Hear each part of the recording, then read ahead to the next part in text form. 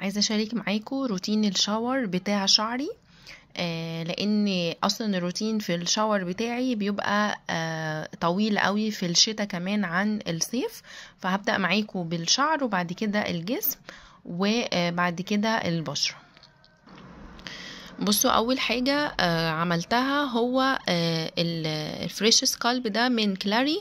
طبعا ده انا لسه جايباه فكان اول استخدام ليه، بس كنت حابه فكرته قوي ان انا اقشر فروه الراس، لان انا عارفه ان صحه الشعر بتبدا من فروه راس نظيفه وصحيه.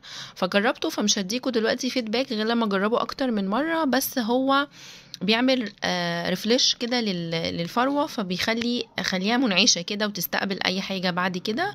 فده هعمل لكم ريفيو عنه بعد ما اجربه فتره. تاني حاجه بحب استخدمها بعد الموضوع دوت، بحب اغسل شعري بشامبو يكون فيه سلفيت، خصوصا لو الشعر انا كنت حاسه ان هو بقاله شويه ما اتغسل. فبحب استخدم اي شامبو فيه سلفيت، وبعد الشامبو اللي فيه سلفيت بستخدم اي شامبو بتاع القشره. والشامبو ده بقالي فتره بجربه، ممتاز بجد، حلو جدا. بيتحكم جدا جدا في القشره تقريبا من اول استخدام. فبصراحه عجبني قوي ده، من شركه مقام، بصراحه خطير. وكمان بينعش كده فروه الراس برضو، فعجبني قوي، وحجمه 150 ملي. فده حلو جدا جدا برضو. لو بتدوروا على شامبو للقشره انصحكم بده، بجد فظيع، عجبني جدا. فدي الخطوة اللي بعد الشامبو بتاع السلفيت.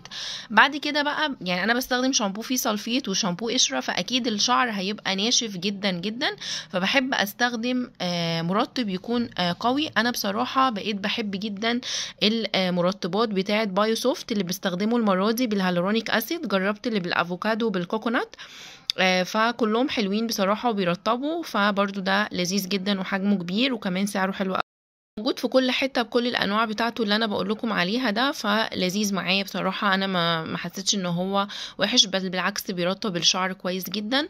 وبحب اسيبه بقى شويه على شعري، وبستخدم شاور كاب على بقى ما اعمل مثلا شيفنج او اي حاجه تاخد وقت، فعلى ما اخليه شويه على الشعر بيعمل ترطيب حلو. ولما باجي اشيل الشاور كاب بستخدم مشط يكون سنون واسعه، بحيث ان انا اسلك الشعر تحت الميه، بس طبعا ما يكونش حاجه ناشفه سنونها ضيقه عشان ما تقطعليش شعري. ده بالنسبه للشاور، يعني للروتين داخل الشاور. اخر خطوه خالص يعني قبل ما اخرج بقى من تحت الشاور، بستخدم ألذ منتج انا جربته الفتره الاخيره من جليس 7 سيكريت. المنتج ده انا شايفه ان هو المفروض يكون عند كل بنت، لانه هو فظيع بجد. هو بيديكي ايحاء ان انتي شعرك زي اتعمل له الاولابليكس والحاجات دي، بس هو مش اتفرد او كده. هو بيدي الاحساس ده، لان اللي بيخلي الشعرايه كل شعرايه لوحدها بيخليها فلافي كده وخطير، بيدي ملمس حلو جدا للشعر. انا بصراحه بحبه جدا. هو حجمه 200 ملي، فبيقعد كتير قوي لو في ناس مستغليه سعره. فانا قلت لكم قبل كده لما تيجوا تشتروا الحاجه قيسوا الحجم مقابل الافكت ومقابل السعر. يعني مثلا لو هو كان حجمه 50 ملي وب150 جنيه، كنت هتشوفي ان هو ايه ده رخيص جدا وسعره كويس، انا هروح اجيبه. فانتي قيسي بقى، يعني هو 200 ملي، فانتي شوفي بقى لو هو 50 وب150، يعني ال200 ملي هيبقوا بحوالي 600 جنيه. فيعني انا شايفة ان هو بصراحة حلو جدا على سعره وعلى الافكت اللي هو بيديه. وطبعا انا عامله لكم ريفيو كامل تفصيلي عن طريقة استخدامه وكل حاجة، هبقى اسيبها لكم في الستوريز الجاية. بس هو خطير بجد، انا عجبني جدا جدا. واعتقد ان المنتج ده مكمل معايا، يعني كل ما يخلص هرجع اجيبه، لان انا حبيته جدا وحبيت ملمسه على شعري. بيديني الاحساس ان الشعرايه كده فلافي دي، فانا بحب قوي قوي الاحساس ده. فجليس ده حبيبي يعني. ده اخر خطوه في الشاور اللي هو داخل الروتين اللي داخل الشاور. بعد بقى ما بخرج بستخدم فوط المايكرو فايبر، اي نوع بقى انا بستخدمه عشان انشف شعري لحد مثلا ما ادهن جسمي او اخلص اي حاجه تانية. وبعد كده بشيل الفوطة بقى، وبعد كده بستخدم اللي هو جولدن ارجان من ايفا، ده كواقي حرارة. هو لذيذ حلو كحاجة متوفرة مصري، وانا برضو عملت لكم ريفيو عنه، حجمه كويس وسعره كويس. بس بصراحة انا بدور على حاجة تانية تكون برضو متوفرة في الاسواق، ويكون واقي حرارة برضو كويس، علشان اعمل مقارنة بينه وبين ده واشوف انهي الافضل وكده، لاني حسيت ده مع الاستخدام بشكل دايم بينشف الشعر شوية. ولكن هو بيقضي الغرض للوقت الحالي يعني، بدهن بيه شعري. وبعد كده بستخدم الفرشة دي من بانيسونيك، دي عندي بقالها كتير جدا وانا بحبها جدا جدا، بتنشف شعري من غير ما تقطعه، من غير يعني ما تبهدله. فانا بستخدمها. بعد ده ما بحطش اي حاجة تاني معاه غير لما اخلص شعري وانشفه. ما بياخدش حوالي 10 دقايق ربع ساعة، ما بياخدش كتير بصراحة، بس لازم الشعر في الشتاء يكون ناشف. ما تنميش ابدا بالشعر وهو مبلول، علشان بيبقى في اضعف حالاته وبيتكسر، ومش هتلاقي منه نتيجة. لو انت بتعملي تريتمنت او حاجة مش هتحسي بفرق، عشان الشعر هيضعف جدا. ف جففيه حتى لو بالسشوار او كده، بس انا بحب دي عن السشوار عشان بتظبط لي كمان شكل القصة، بيبقى شكلها حلو جدا. فده بالنسبة للتجفيف. بعد التجفيف بقى هو هتلاقوا روتين الشاور كتير زي ما قلت لكم، بس بصراحة الخطوات دي بتخلي شكل ملمس الشعر حلو، وشكله صحي كده وهيلثي وفيه لمعة حلوة. بعد كده بستخدم اللي هو السباير فارما ده علشان خاطر التساقط وإنبات الشعر. هو حلو في انبات الشعر، بيطلع بيبي هير وكل حاجة، بس بصراحة هو مش بيوقف التساقط قوي يعني، انا ما لاحظتش ده عليه.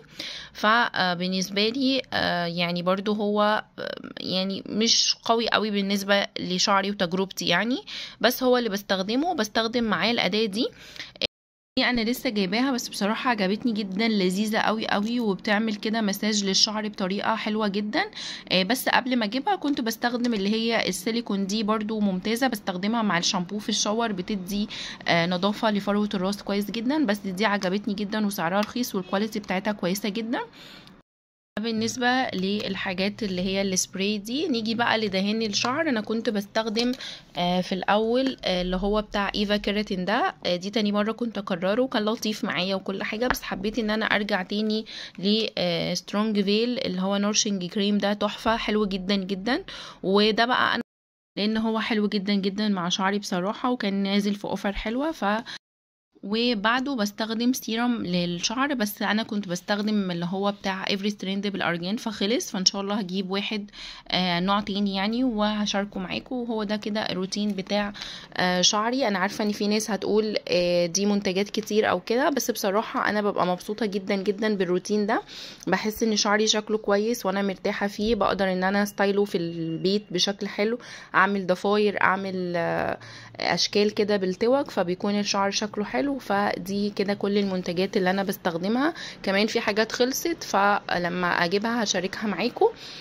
بس كده، وان شاء الله لو عجبتكم الفقرة دي هشارك معاكم برضو روتين الجسم وروتين البشرة بعد الشاور، لان في الشتاء انا بحب اخد الشاور بالليل واستخدم الحاجات دي، تحس بقى الواحد كده طول الوقت نايم شامم ريحة نظيفة، مرتاح، بشرته مرتاحة، جسمه مرتاح. فلو عجبتكم الفكرة قولولي واشارك معاكم باقي الروتين بتاع الجسم. بعد كده بستخدم اللي هو السباير فارما ده علشان خاطر التساقط وإنبات الشعر. هو حلو في انبات الشعر، بيطلع بيبي هير وكل حاجة، بس بصراحة هو مش بيوقف التساقط قوي يعني، انا ما لاحظتش ده عليه. فبالنسبة لي يعني برضو هو يعني مش قوي قوي بالنسبة لشعري وتجربتي يعني، بس هو اللي بستخدم معاه الأداة دي. انا لسه جايباها، بس بصراحه عجبتني جدا، لذيذه قوي قوي، وبتعمل كده مساج للشعر بطريقه حلوه جدا. بس قبل ما اجيبها كنت بستخدم اللي هي السيليكون، دي برضو ممتازه، بستخدمها مع الشامبو في الشاور، بتدي نظافه لفروه الراس كويس جدا. بس دي عجبتني جدا وسعرها رخيص والكواليتي بتاعتها كويسه جدا. بالنسبة للحاجات اللي هي السبراي دي، نيجي بقى لدهان الشعر. انا كنت بستخدم في الاول اللي هو بتاع ايفا كيراتين ده، دي تاني مرة كنت اكرره، لان هو حلو جدا جدا مع شعري بصراحة، وكان نازل في اوفر حلوة. وبعده بستخدم سيرم للشعر، بس انا كنت بستخدم اللي هو بتاع ايفريست ترند بالارجان فخلص، فان شاء الله هجيب واحد نوع تاني يعني وهشاركه معاكم. وهو ده كده الروتين بتاع شعري. انا عارفه ان في ناس هتقول دي منتجات كتير او كده، بس بصراحه انا ببقى مبسوطه جدا جدا بالروتين ده. بحس ان شعري شكله كويس وانا مرتاحه فيه، بقدر ان انا ستايله في البيت بشكل حلو، اعمل ضفاير، اعمل اشكال كده بالتوك، فبيكون الشعر شكله حلو. فدي كده كل المنتجات اللي انا بستخدمها. كمان في حاجات خلصت، فلما اجيبها هشاركها معاكم. بس كده. وان شاء الله لو عجبتكم الفقرة دي هشارك معاكم برضو روتين الجسم وروتين البشرة بعد الشاور، لاني في الشتاء انا بحب اخد الشاور بالليل واستخدم الحاجات دي. تحس بقى الواحد كده طول الوقت نايم شامم ريحة نظيفة، مرتاح، بشرته مرتاحة، جسمه مرتاح. فلو عجبتكم الفكرة قولولي واشارك معاكم باقي الروتين بتاع الجسم.